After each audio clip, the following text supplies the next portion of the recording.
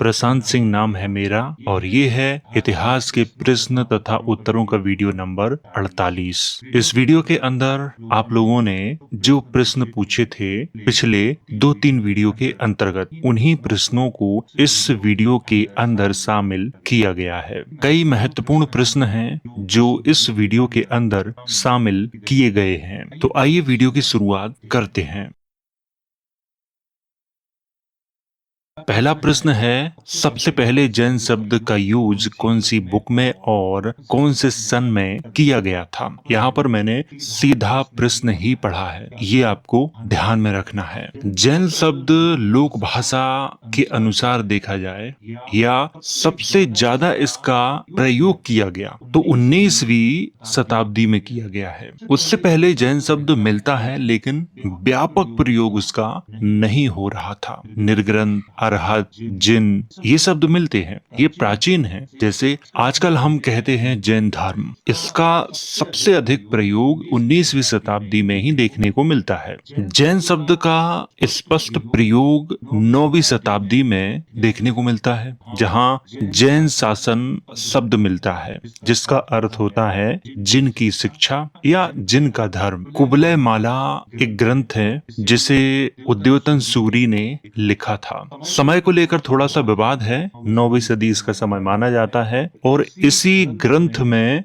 जैन शासन शब्द मिलता है। उससे पहले 7वीं सदी में बाण भट्ट की रचनाओं में जैन शब्द का प्रयोग किया गया है, लेकिन वहां पर जैन शब्द का प्रयोग बौद्ध धर्म वालों के लिए किया गया है, न कि आज के जैनों के लिए किया गया है। इस बात का भी आपको अच्छे से ख्याल रखना पड़ेगा, क्योंकि जिन शब्द केवल महावीर स्वामी के लिए प्रयोग नहीं किया गया है, जिन शब्द का प्रयोग गौतम बुद्ध के लिए भी हुआ है। एक जिन चरित्र ग्रंथ है, उसे आप पढ़ सकते हो। तो जैन शब्द का जो प्रयोग है स्पष्ट रूप से 9वीं सदी मैं मान के चलता हूँ। आज के जो जैन धर्म के लोग हैं उनका सबसे स्पष्ट प्रमाण यहाँ से शुरू होता है। उससे पहले उनके लिए शब्द निर्ग्रंथ, अरहत, तीर्थंकर ये शब्द प्रयोग किए जाते थे। अगला प्रश्न है और इसमें इन्होंने पूछा है, मूल निवासी के पूर्वज तपस्या किसकी करते थे? क्या तपस्या जैसी कोई चीज थी भी या बस पाखंड ही? सबसे पहले तो आपको ये समझना पड़ेगा कि आज हम जो तपस्या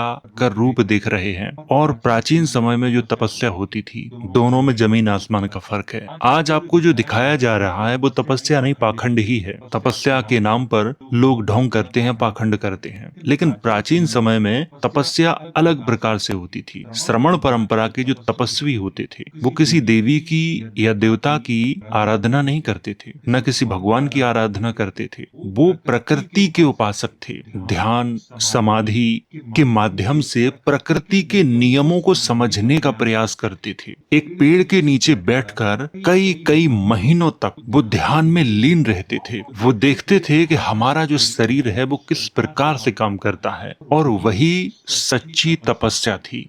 आजकल तपस्या कम, दिखावा ज्यादा किया जाता है, इसीलिए आपने कहा है तपस्या या पाखंड, क्योंकि आजकल तपस्या की जगह पाखंड ही तो है, लेकिन पहले ऐसा नहीं था। इस बात का आपको ख्याल रखना पड़ेगा। अगला प्रश्न है, एलियंस और प्राचीन सभ्यता का क्या संबंध था, बताइए। क्या आप बुद्धिज्म में भी एलियंस में विश्वास रखते हैं? आपने प्रश्न ठीक से नहीं लिख पाया है और आपने 2 प्रश्न पूछे हैं, दोनों का उत्तर मैं आपको देता हूँ। प्राचीन सभ्यताओं और एलियंस के संबंध में अब तक कोई वैज्ञानिक या ऐतिहासिक जो प्रमाण है वो प्राप्त नहीं हुआ है। विद्वानों का व्यक्तिगत मत है मिस्र के पिरामिड, माया सभ्यता या भारत के प्राचीन स्मारकों को एलियंस से जोड़ने के दावे किए गए हैं, लेकिन ये सिर्फ दावे हैं, अब तक किसी के पास कोई प्रमाण नहीं है। इतिहासकार ऐसे सभी दावों को खारिज करते हैं। जहां तक बौद्ध धर्म की बात है तो उसमें ब्रह्मांड में अनेक लोगों और विभिन्न प्रकार के जीवों का उल्लेख मिलता है, लेकिन एलियंस के बारे में कहीं कोई बात नहीं की गई है। बौद्ध धर्म और बुद्ध का जो धम्म है इसमें भी जमीन आसमान का फर्क है। बौद्ध धर्म में अनेक बुराइयां हैं, लेकिन बुद्ध का जो धम्म है वो बौद्ध धर्म से बहुत अलग है। बुद्ध ने अपने किसी भी उपदेश में इस तरह की कोई बात नहीं की है और ये सारी बातें तथ्यात्मक नहीं है। अगला प्रश्न है, देवनागरी शब्द कहाँ कहां से आया? यह कोई अकेली परंपरा है या एक से अधिक परंपराओं का मिश्रण है? देवनागरी शब्द की उत्पत्ति कोई एक निश्चित ऐतिहासिक स्रोत से उपलब्ध नहीं है। इतिहासकार मानते हैं कि इस लिपि को प्रारंभ में केवल नागरी कहा जाता था, जिसके दो अर्थ मिलते हैं। पहला ये मिलता है कि ये नागों की लिपि है, अर्थात जो नागवंशी हैं उनकी लिपि है। कुछ इतिहासकार ये कहते हैं नागरी जो शब्द है इसका संबंध नगर से है, लेकिन अधिकतर जो इतिहासकार हैं वो इस मत को स्वीकार नहीं करते हैं। वो कहते हैं कि नागरी शब्द नागों की परंपरा से निकला हुआ है और नागों से ही नगर बने हैं, अर्थात नागों की जो बस्तियां थीं, नागवंशियों की जो बस्तियां थीं, उन्हें ही नगर कहा जाता था। छोटे छोटे जो गांव टाइप के थे उन्हें नगरा कहा जाता था, और जो कस्बे के जैसे थे वो नगर कहे जाते थे। और पुर जो शब्द है हमारे देश में काफी प्रयोग किया जाता है, जैसे जयपुर, कानपुर, उदयपुर। तो जो पुर शब्द है ये मेसोपोटामिया और ईरान से भारत में आया है, ये मूल भारत का नहीं है। आपने कहा है आगे अकेली परंपरा या अधिक परंपराओं का मिश्रण। देवनागरी जो लिपि है उसका स्पष्ट जो प्रयोग है वो 12वीं सदी के बाद हमें दिखाई देता है, उससे पहले नहीं। हालांकि कुछ दो चार इतिहासकार हैं जो कहते हैं कि देवनागरी लिपि गुप्त काल में प्रचलित थी। उनके पास ऐसा कोई प्रमाण नहीं है। वो अपनी आस्था के आधार पर ये कहते हैं, क्योंकि उन्हें संस्कृत को भारत की सबसे प्राचीन भाषा साबित करना है। इसीलिए वर्तमान में जितने भी सोर्स उपलब्ध हैं वो बताते हैं कि 12वीं सदी के बाद मध्य काल में सबसे ज्यादा देवनागरी लिपि का प्रयोग हुआ है। इसके संबंध में ऐसा भी नहीं कहा जा सकता कि ये अकेली परंपरा है, और ये भी नहीं कहा जा सकता कि इसमें बहुत सारी परंपराओं का मिश्रण है। 3 से 4 परंपराओं का मिश्रण है ये स्पष्ट दिखता है, लेकिन 6, 7, 8, 10, 12 परंपराओं का मिश्रण इसमें नहीं है। तो यहाँ पर आपको ध्यान रखना है, देव शब्द नागरी लिपि में बाद में जोड़ा गया है, और नागरी शब्द मूल रूप से नागवंशियों से ये निकला है, उन्हीं की परंपरा का ये शब्द है। अगला प्रश्न है, भगवान राम और भगवान बुद्ध एक ही इक्ष्वाकु वंश से हैं, इस पर कुछ कहिए। भगवान श्री राम और भगवान बुद्ध एक ही परंपरा से हैं, एक ही वंश से हैं। कई बार ये सुनने को, पढ़ने को मिला है, खास तौर से धार्मिक ग्रंथों में बताया जाता है कि इक्ष्वाकु वंश के ही दोनों लोग थे। श्री राम को अयोध्या के राजा दशरथ के पुत्र और इक्ष्वाकु वंश का उन्हें बताया जाता है। वहीं भगवान बुद्ध का जन्म शाक्य कुल में हुआ था, और बौद्ध ग्रंथों में शाक्यों को इक्ष्वाकुओं से जोड़ने का उल्लेख मिलता है, लेकिन ये धार्मिक परंपरा है। इतिहासकार इस वंशावली को स्वीकार नहीं करते हैं, क्योंकि इसके समर्थन में कोई ऐतिहासिक प्रमाण उपलब्ध ही नहीं है।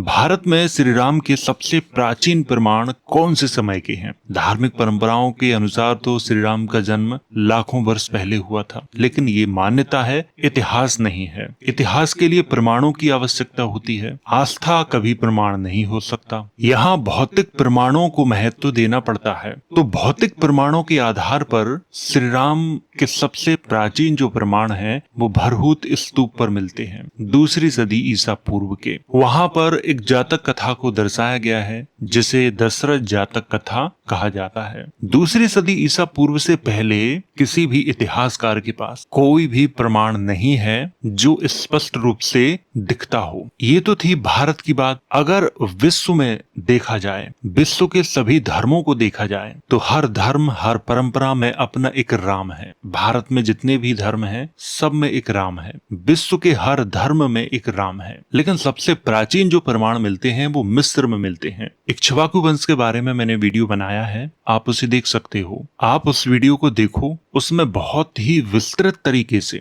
मैंने इक्ष्वाकु वंश के बारे में बताया है। बौद्ध धर्म के जो बाद के ग्रंथ हैं उसमें ये परंपरा मिलती है कि गौतम बुद्ध इक्ष्वाकु वंश के थे, लेकिन सही जो शब्द है वो ओक्काक है, ना कि इक्ष्वाकु है। इक्ष्वाकु जो शब्द है वो बाद की संस्कृत में मिलता है। अगर आपको ज्यादा जानकारी चाहिए तो आप हिक्सोस या हाइक्सोस राजवंश के बारे में पढ़ सकते हैं। ये राजवंश भारत का नहीं है। इस पर मैंने बहुत अच्छे से वीडियो बनाया है, आप उसे देख लो, वहां से आपको समझ में आ जाएगा। क्योंकि जो हिक्सोस है या हाइक्सोस है उसी को भारत में इक्ष्वाकु कहा गया है। तो उम्मीद है आपको उत्तर मिल गया होगा। अगला प्रश्न है, अल्बेरुनी ने कुंभ मेले का जिक्र किया था क्या? अल्बेरुनी का यात्रा विवरण मैंने पढ़ा है। उसने भारत के धर्म, समाज और तीर्थों का वर्णन किया है। यहाँ तक कि उसने धार्मिक उत्सवों का भी वर्णन किया है, लेकिन कुंभ मेले का जिक्र उसने नहीं किया। उससे पहले हमारे देश में एक चीनी यात्री आया था, हुएनसांग। उसने कुंभ मेले का वर्णन किया है, लेकिन उसने हिंदू परंपरा का नहीं बताया, उसने उसे बौद्ध परंपरा का ही बताया है। अल्बेरुनी ने इसका कोई उल्लेख नहीं किया। बाकी बहुत सारी चीजों का उल्लेख उसने किया है, लेकिन इसका स्पष्ट उल्लेख नहीं किया उसने। आपको ये भी समझना जरूरी है कि अल्बेरुनी आज के भारत में नहीं आया था, वो केवल लाहौर तक आया था और लाहौर में ही रह के उसने संस्कृत सीखी, ब्राह्मण परंपरा के ग्रंथों का अध्ययन किया और उन्होंने जो जानकारी दी उसे वही जानकारी उसने अपने ग्रंथ में लिखी। हुएनसांग की तरह वो यात्री नहीं था, घूम घूम कर उसने शहरों को देखा हो, लोगों को देखा हो, उनकी परंपराओं को देखा हो, तो ऐसा अल्बेरुनी ने नहीं किया है। अल्बेरुनी से ज्यादा चीनी यात्रियों के जो यात्रा विवरण हैं, मैं उनको महत्व देना पसंद करूंगा, क्योंकि उन्होंने घूम घूम कर देखा है, आंखों देखा हाल लिखा है, जबकि अल्बेरुनी ने सुनी हुई बातों को लिखा है। ब्राह्मणिक परंपरा के लोगों ने जैसा उसको बताया उसने वैसा लिखा। क्योंकि जब हम उसका यात्रा विवरण पढ़ते हैं तो वो इस बात को खुद ही स्वीकार करता है कि हिंदुओं में कई कुरीतियां हैं, अतिशयोक्ति बातों का उल्लेख करता है। मूर्तियों के बारे में वो कहता है कि मूर्तियां मंद बुद्धि के लोगों के लिए बनाई जाती थी। अल्बेरुनी ने बहुत सारी बातें लिखी हैं जो सही हैं, लेकिन आंखों देखा हाल लिखना और किसी के बताए हुए हाल को लिखना, उसमें बहुत फर्क होता है। तो आपको ध्यान रखना है कि अल्बेरुनी ने कुंभ मेले का कोई जिक्र नहीं किया है। अगला प्रश्न है, सर भारतीय शास्त्रीय संगीत क्या वेदों से आया है? 7 स्वर, सभी राग, प्राचीन एवं सभी। आपने ये बहुत ही अच्छा प्रश्न पूछा है। भारतीय शास्त्रीय संगीत को सीधे वेदों से उत्पन्न कहना ये धार्मिकों के लिए बहुत आसान है, लेकिन इतिहास की जानकारी रखने वालों के लिए ये कहना कि भारतीय शास्त्रीय संगीत वेदों से आया है ये आसान नहीं है। धार्मिकों के लिए कहना इसलिए आसान है क्योंकि आस्था है। आस्था में तो कुछ भी संभव है, वहां प्रमाणों की आवश्यकता नहीं होती है। मैंने कहा है मान लो, लेकिन इतिहास में ऐसा नहीं होता है कि मैंने कहा है मान लो, वहां प्रमाण दिखाने पड़ते हैं। तो अगर यही बात दोहराई जाए और ये कहा जाए कि साबित करो कि भारतीय शास्त्रीय संगीत कैसे वेदों से निकला है, तो साबित नहीं कर पाओगे। इसका संबंध बताया जाता है सामवेद से। 7 स्वरों का व्यवस्थित वर्णन नाट्य शास्त्र और बाद में बृहद्देशी में मिलता है। नाट्य शास्त्र को बताया जाता है 2री सदी ईसा पूर्व से 2री सदी के बीच का, आप मान के चलो कि 1ली सदी के आसपास का, और सरल शब्दों में कहो तो मौर्यों के पतन होने के बाद का, कुषाणों के समय का मान के चलो। और बृहद्देशी को माना जाता है 8वीं सदी का, 9वीं सदी का। कुछ इतिहासकार हैं जो 7वीं सदी का बताते हैं, पर 7वीं सदी का नहीं है, 8वीं और 9वीं सदी का सभी इतिहासकार स्वीकार करते हैं। राग शब्द और उसकी स्पष्ट जो परिभाषा है बृहद्देशी में ही मिलती है, इसीलिए ये कहना कि सभी राग वैदिक काल के हैं ये उचित ही नहीं है। अनेक राग मध्यकाल के हैं और उसी समय वो विकसित हुए हैं। उदाहरण के लिए मैं आपको बता देता हूं, संगीत रत्नाकर में अनेक रागों का विस्तृत वर्णन है जो 13वीं 14वीं सदी का माना जाता है। यहाँ पर ये प्रश्न भी आपके मन में आएगा कि वेद तो लाखों वर्ष प्राचीन है। जब आप ये कहोगे कि वेद लाखों वर्ष प्राचीन है, तो आपको प्रमाण देना पड़ेगा कि लाखों वर्ष प्राचीन कैसे हैं, आप ये साबित करो। तो फिर आप साबित नहीं कर पाओगे। तो हमें भौतिक प्रमाणों पर भी ध्यान देना चाहिए। हर चीज को आस्था पे ना रखो। धर्म का मामला है तो आप उसे आस्था पर रख सकते हो, लेकिन जब बात इतिहास की आती है तो फिर आस्था काम नहीं आती, वहां आपको प्रमाण देना पड़ेगा। अगर आप ये कहोगे कि वेद 10,000 वर्ष प्राचीन है, तो फिर आपको 10,000 वर्ष पुराना प्रमाण देना पड़ेगा। आप ये कह के नहीं बच सकते कि मौखिक परंपरा थी, क्योंकि श्रवण परंपरा के 10,000 वर्ष प्राचीन प्रमाण भारत में मौजूद हैं। जब उनकी उनके प्रमाण मिल सकते हैं तो प्रमाण आपको भी देना पड़ेगा। इतिहास है, इसीलिए इतिहास पर प्रमाणों की बात होती है। अगर बात धर्म की होगी तो वहां पर आस्था को भी स्वीकार कर लिया जाता है, लेकिन बात धर्म की नहीं,